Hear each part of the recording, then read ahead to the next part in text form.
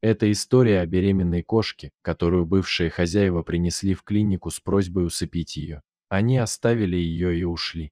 Вскоре после этого родились 3 котенка, 2 девочки и мальчик. Волонтерам сообщили об этом случае и дали срок, всего сутки, чтобы забрать питомцев, иначе их жизнь была бы прервана еще до того, как они начали жить.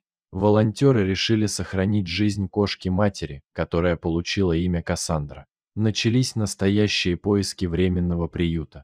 Место нужно было найти как можно скорее. Вскоре был найден подходящий временный приют, и питомцы были перевезены туда. Кассандра, мама-кошка, оказалась очень умной. Она понимала, что они живут в доме на птичьих правах и старалась не доставлять временным хозяевам лишних хлопот. Вскоре временные хозяева попросили забрать всю семью, так как они уезжали в командировку в другой город.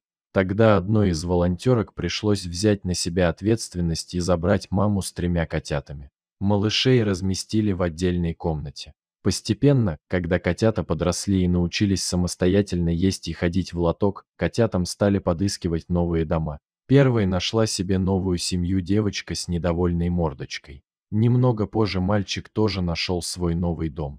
Остались только Кнопочка и мама-кошка. Кошечку Кассандру стерилизовали и начали искать для нее новую семью. Но прошло довольно много времени, около 8 месяцев, и кандидатов было не так много. Более того, те, кто проявлял интерес, не устраивали волонтеров, то недостаток выгула, то проблемы с ребенком, то еще что-то. Однако, в один прекрасный день на улице Кассандры случился настоящий праздник. Ей удалось найти новую семью, готовую принять ее в свой дом. Она переехала туда и стала частью этой замечательной семьи. Осталась только одна кошечка по имени Кнопочка, и за этот период семья волонтера сильно привязалась к ней. Они приняли решение оставить ее у себя, чтобы она стала 5-м хвостатым членом семьи. Таким образом, вся семья питомцев, включая маму-кошку, обрели свои новые любящие дома. Их история стала примером того, как люди смогли спасти этих беззащитных созданий и дать им шанс на новую жизнь.